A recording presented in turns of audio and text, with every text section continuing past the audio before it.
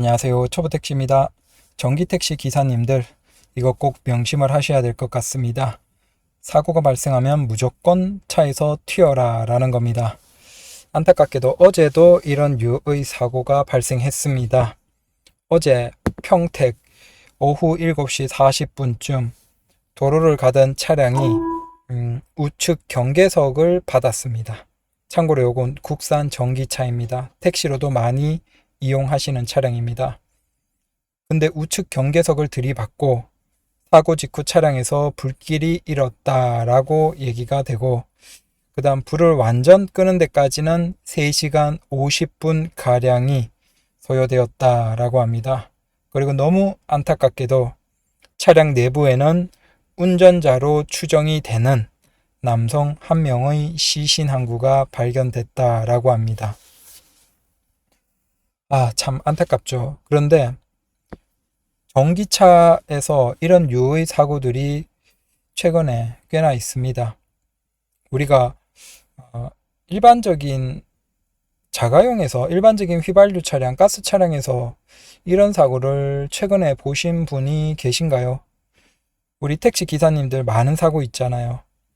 하루에도 뭐 사고가 굉장히 많죠.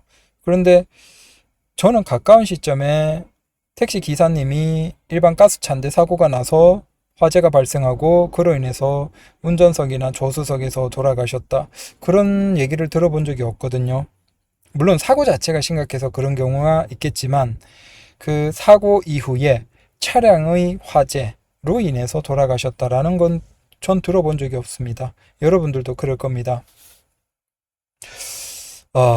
이게 최근에 이런 류의 사고들이 전기차에서 종종 나오고 있습니다.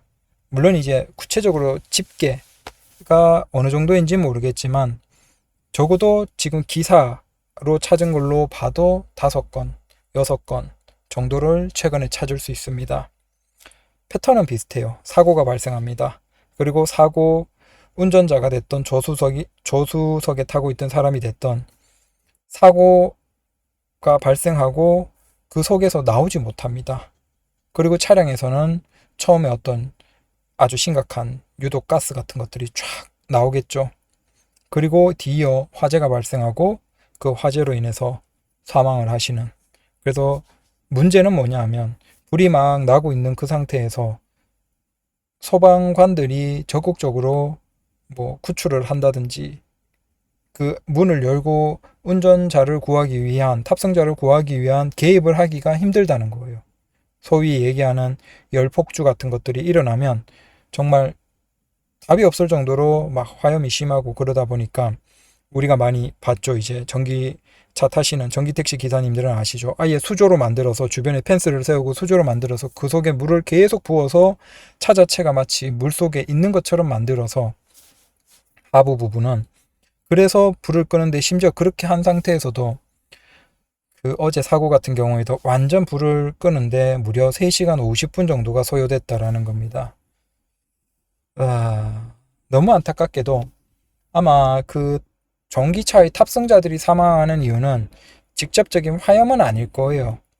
대부분 초반에 나오는 그 사고 직후에 나오는 그 유독가스 같은 것들, 거기에서 화염은 불 붙었겠지만 그거보다 더 심각한 건 연기가 나오고 그런 것들이 실내에 들어오는 상태에서 이미 정신을 잃어버린 것이겠죠. 그래서 정신을 잃고 난 다음에 사실상 그분들이 화염으로 인해서 안타깝게 고인이 되시는 그런 흐름이 아닌가. 근데 이게 왜 그러면 긴장을 하고 사고가 나자마자 바로 나오면 되지 않냐. 뭐 기절한 상태에서야 어쩔 수 없겠지만 요즘 차가 에어백이 워낙 많고 좋아서 사실 우리가 사고 난다라고 해도 뭐 잠깐 모르지만 바로 정신을 차리고 뭔가 행동을 할 수 있거든요. 웬만큼 큰 사고가 아닌 이상, 진짜 전복돼서 막 다 찌그러지고 그런 게 아닌 이상. 그럼에도 불구하고 왜 저런 류의 사고가 발생하는 것일까 생각을 해보면 추측한데 이거예요. 저분들이 그 이전에 전기차를 첫 차로 탄 게 아니고 내연기관 차를 탔겠죠.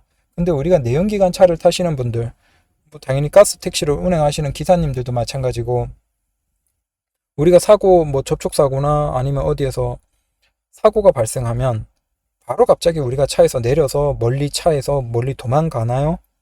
아니죠. 그런 행동을 하시는 분들은 거의 없어요. 그냥 뭐 사고가 발생하면 사고 직후에 정신 차리고 주변에 뭔가 이상한 게 없나, 내가 어디 다쳤는지 거울 한번 보고 어디 피가 나는 게 없나, 그 다음에 차가 어디가 박았는지 한번 보고, 그 다음 주변 상황 한번 보면서 아이 재수없네 그러면서 차에서 내리죠. 그러니까 우리가 일반적인 휘발유 차량이나 가스 차량에서는 디젤도 마찬가지고 이렇게 빠르게 화염이 번지지 않고, 마찬가지로 거기에서 유독가스 같은 걸로 우리가 초반에 정신을 잃거나 위험해지는 상황이 될 가능성이 거의 없죠. 그러니까 거기에 익숙하다 보니까 굳이 뭐 사고 났다, 앞에가 찌그러졌다라고 해서 갑자기 막 차에서 뛰어서 막 도망을 갈 이유가 없는 거야. 차에서 떨어질 이유가 없는 거죠. 그게 우리가 배어 있다 보니까 전기차를 타는데도 사고가 발생해도 그냥 태어난 거야. 아유 사고 났네, 에어백 좋고 그러니까 별 긴장감 없이 사고 났네, 그 정도에서 아유 정신 차리고 이제 뭐 정리하고. 그러면 우리가 사고 나면 어떻게 해요? 보통 우리가 가장 먼저 전화하고 해야 되니까 실내에서 핸드폰 찾잖아요. 그러면 핸드폰이 분명히 어디 떨어지거나 구석에 가 있거나 그럴 건데, 그 핸드폰 찾는다고 막 숙이고 아픈 상태에서 핸드폰 찾는다고 구석 막 뒤지고 이러는 거야. 어차피 나와도 전화를 해야 되니까. 결국 그러는 상황, 그러니까 우리가 긴장감을 가지고 바로 그냥 사고 나자마자 핸드폰 눈에 보이면 가지고 나오고, 없으면 그냥 나와야 돼요. 그리고 운전석 문이 안 들리면 바로 조수석하고 뒤에 문을 가고 아니면 트렁크라도 여는 그걸 통해서 어떻게든 최대한 빨리 차에서 멀어져야 돼. 나와야 돼. 이게 우리는 이제 전기 택시를 운행하는 기사님들은 무조건 생각해서 행동이 몸에 배어야 되는 거예요. 근데 우리는 아직도 이렇게 하지 않는 거죠. 초반에 좀 긴장감이 덜한 상태에서 그분들이 가장 무서운 건 뭐냐면, 차라리 이게 화염이 나면 앞에서 막 불이 바로 화염이 보이면 탑승자들이, 운전자도 그렇고 긴장감을 느끼고 확 도망가겠죠. 근데 보통 차 화재 사고를 보면, 전기차 화재 사고에서 그 사망사고 나온 CCTV 같은 것들을 보면 직접적으로 화염이 확 번지기보다는 분명히 밑에서 불꽃이 일고 화염이 나긴 나요. 근데 운전석에서 볼 정도로 앞에 막 위에가 다 타는 그 상황이 아니야. 밑에서는 화염이 나고 아니면 앞쪽에 밑에서는 화염이 나고 일어나기 시작하는데, 그게 운전석에서 실내에서 보면 잘 안 보이겠죠. 근데 화염이 발생하는 그 시점에 이미 차에서 불이 붙은 곳에서는 유독가스, 매연 같은 것들이 쫙 나온다는 거예요.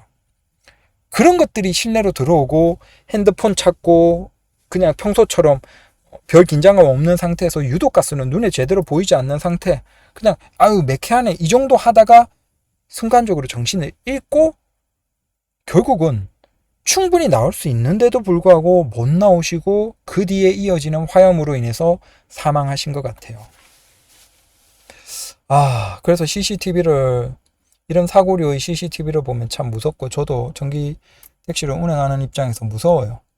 그리고 우리 전기 택시를 운행하는 기사님들은 마찬가지고, 나중에 또 일반 기사님들도 전기 택시로 바꾸겠지만, 적어도 우리가 웬만큼 그냥 가벼운 접촉사고 긁히는 정도 그런 거야 평소처럼 하면 되겠죠. 아유 재수 없네 그러고 핸드폰 천천히 찾고 천천히 이제 내려서 보면 되겠지만, 앞에 웬만큼 이제 범퍼가 찌그러졌다, 쾅 세게 박았다, 에어백 터질 정도로 박았다, 그 정도로 사고가 났다라고 하면, 그때는 우리가 긴장감을 바짝 가지고 굳이 핸드폰 찾는다 아니면 중요한 거 한다 그러면 그것만 탁탁 챙기고, 안 보이면 어쩔 수 없어 포기해야 돼. 아니면 그걸 찾긴 찾더라도 한 손으로, 왼손으로는 운전석에 있으니까 왼손으로는 일단 문 먼저 열리는지부터 봐야 돼. 그래서 문을 열고 무조건 밀어서 문을 일단 열어놓고 핸드폰 잡히면 찾고 안 잡히면 포기해야 돼. 이렇게 해야 된다는 거예요. 유독가스가 들어오고 이미 거기에서 화염까지 따라오기 시작하는 그 상태에서 우리가 문을 안 열어놓으면 이미 잠깐 사이에 정신을 잃어버리면 문도 못 열어. 그럼 밖에서는 문을 못 열거든. 도와주고 싶어도 문을 못 열어. 우리가 작년인가요? 그 어느 기사님이 사고가 났는데 비슷하게 전기택시가 쾅 박았죠. 사고가 났는데 그분이 살아나신 이유가 뭐냐면 운전자가 문을 열었어. 자, 사고가 발생하고 운전자는 문을 열었어. 근데 자기가 안전벨트 묶여 있는 상태에서 빨리 못 놓아오셨어요. 근데 문을 일단 열었어. 그러니까 옆에 지나가던 젊은 사람이 막 뛰어가서 그 사람을 한 번 했는데 안에 화염이 이미 심해. 바로 못 꺼집어냈어. 그래서 그 사람 일단은 어설프게 잡고 한번 당겼는데 아직도 몸은 못 빠져나온 상태에서 그분도 어떻게든 그 안전벨트 풀고 나오려고 막 하는 거야. 용을 쓰는 거야. 그리고 이제 두 번째 다시 도와줄 때 겨우 잡고 나오는데 그 나오면서 차 안은 이미 화염이야. 근데 그분은 사신 이유가 사고가 쾅 나자마자 문을 밀어서 열었어요.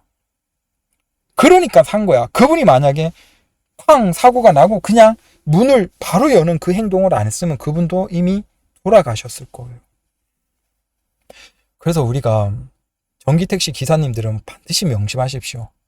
우리가 에어백이 전개되거나 그래도 범퍼 앞에 좀 부러지는 정도, 쾅 박아서 앞차도 찌그러지고 나도 뭔가 좀 부러진 정도, 그 정도면 가장 먼저 뭘 하셔야 된다? 문을 여세요. 운전석 문을 열고 찌그러지거나 뭔가로 인해서 운전석 문이 안 열린다? 몇 번 해보고 안 열린다? 그때는 바짝 긴장하고 조수석 문으로 가서 손을 뻗어서 조수석 문을 밀어.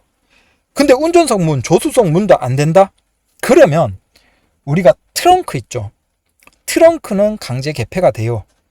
물론 뒷좌석 문을 열어봐도 되겠지만 뒤로 넘어가면서 트렁크 문은 그 평소에 알아놓으십시오. 그걸 뭐 예전에 납치나 그런 것 때문에 실내에서 당겨서 열 수 있게 이게 의무화되어 있어요. 그래서 보시면 여러분들이 트렁크나 아니면 뒷좌석을 접히고 이렇게 보시면 손가락으로 해서 아예 열 수 있는 그 버튼이 있음, 그 클릭 같은 게 있어요.